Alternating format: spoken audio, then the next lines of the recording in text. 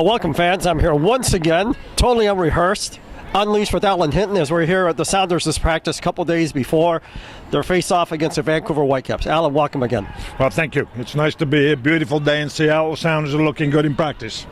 Well, Alan, I know that you've been involved in a fair number of derbies, and it seems like it's maybe derby weekend in soccer all over the world.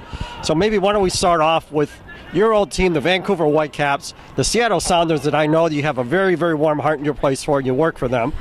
Tell us about this matchup, maybe some old stories from derbies that you've been involved in. Well, I think my favorite rivalry is Vancouver against Seattle. Always will be, and I'll tell you why.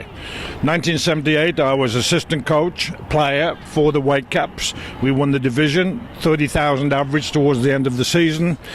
Then I went back there in 84 to be the head coach, and we got to the semi-final of the playoffs, so that was good. Loved the people, loved the fans. It's a big club. And then I came to the Sounders, 1980, 81, 82, won 2 divisions in 3 years, won the Transatlantic Cup, had fantastic players, great crowds.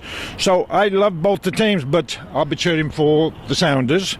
But they both had what you might call bad start to the season. Sounders are 0 wins from 2 games. It's no panic.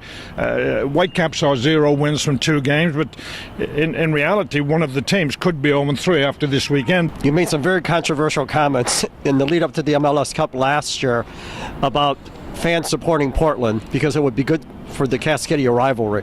Well, we have a rivalry this weekend.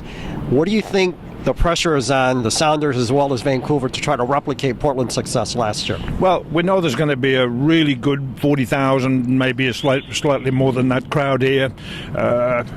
I expect the Sounders to win. The Sounders haven't won the first 2 games this year, but they haven't played badly. They've played quite well, actually, and it's been hard. And I've watched the replays of both those games. It's hard to say that the Sounders did play badly because they really didn't. 2 goalkeeping errors, one by Stephen Fry in the first game, one by Miller, a young kid, in the second game. So the big deal about this rivalry is the past. I remember when I was at the Whitecaps, we'd come down to Seattle, we'd often win. When I was with the Sounders, we'd go to Vancouver, we'd win sometimes.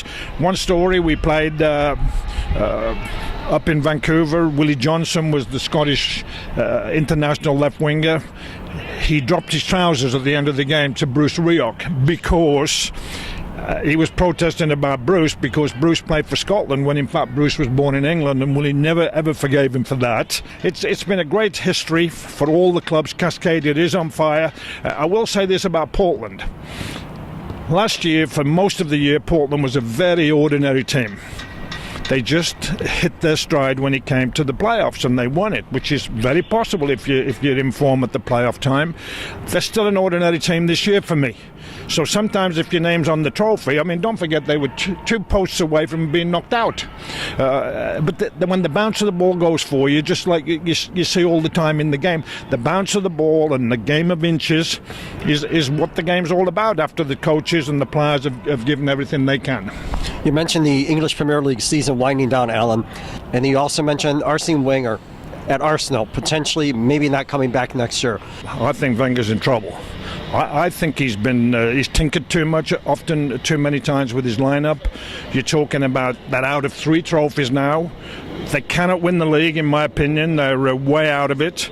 I think Wenger, the fans are going crazy. They're sticking signs up, time for you to go, Arsene.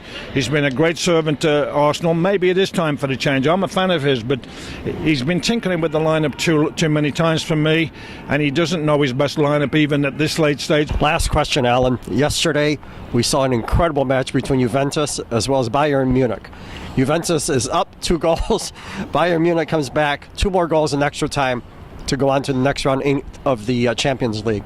What's your analysis of that match? Well, I watched every moment of the play. It was a fantastic game. Juventus played absolutely brilliantly in the first half. We're 2-0 up. Which meant the game was almost over. Could have gone 3-0 up. One of the players missed an open net. I'm sure the fans in Bayern were going, Guardiola, time for you to leave now, sunshine. You're letting us down. See you later. And then all of a sudden they wanted him out, and then all of a sudden the team starts to play. They changed the tactics. I'm not sure it was knowingly, but they wouldn't cross the ball in the first half of the game. And then all of a sudden they started to cross the ball. Don't forget Lewandowski and Müller are very, very good headers of the ball. So they started to cross the ball in the second half. And then that's when they got back in the game. But I felt sorry for Juventus. Should they have pushed forward to try and get a goal in the second half instead of putting 5 at the back and 4 in the front? They looked organised, but then all of a sudden a couple of crosses comes in, game over. But in the end, it was a fantastic game. My hope now is that Bayern plays Manchester City. I love Guardiola. To have to go to Manchester City before he becomes the full-time coach of Manchester City next year. But great comeback by Bayern, and but the team to beat is still going to be Barcelona. Well, Alan, thank you once again for your comments. We'll talk to you and we'll do an analysis of this weekend's matches. And as usual, another great session of Alan Hinton Unleashed. All right, thank you very much.